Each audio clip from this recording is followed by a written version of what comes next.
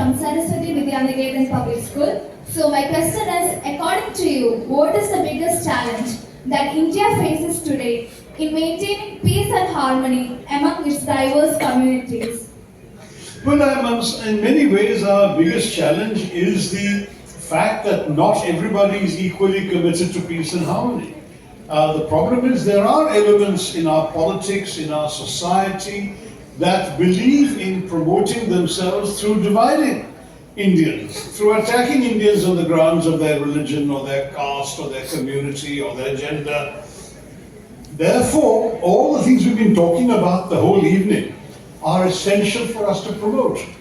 We need to promote acceptance, mutual respect, the values of harmony, the values of unity. We need to set forward the ideals that we've all talked about the whole evening, and to get those ideals into the minds and hearts of everybody in our country. Once we do that, only then, very frankly, can we be in a position to ensure that the kind of things you're worried about, which I'm also worried about, are not allowed to have the upper hand.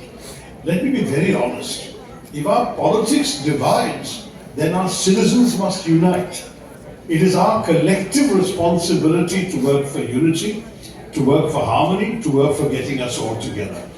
And I must say our politicians do have a responsibility to promote the factors that unite us all. One challenge in a democracy is that people are competing with each other all the time for votes. And sometimes the basis of what they seek votes on can sometimes be negative. And that is why we must urge them all to respect the vital principle of national unity, which is far more important than which party is coming to power or which party is winning an election or which individual is prevailing because of which religion or caste or tribe or whatever. Let them realize ultimately that we are all in this together.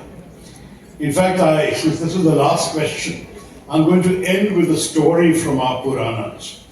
It's a wonderful old story, which I think is worth telling. I'll shorten it for you, because it's a typical story of a sage and his disciples. And in the original story, there are 7 or 8 disciples. I'm going to shorten it to 2 so you get the message. A sage asks his disciples, when does the night end? So they say, at dawn, of course. And he says, yes, my sons, I know, at dawn. But when does the night end and the dawn begin?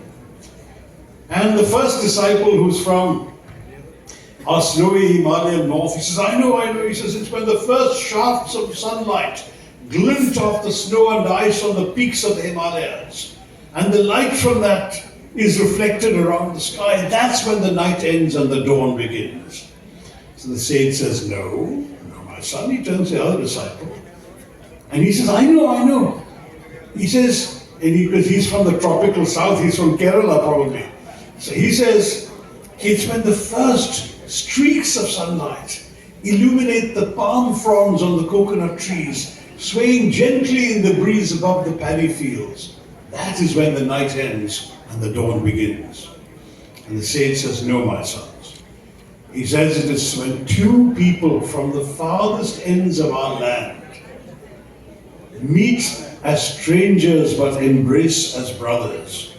And when they look up and they realize they see the same sky, are illuminated by the same stars, and dream the same dreams. When they realize that, that is when the night ends and the dawn begins.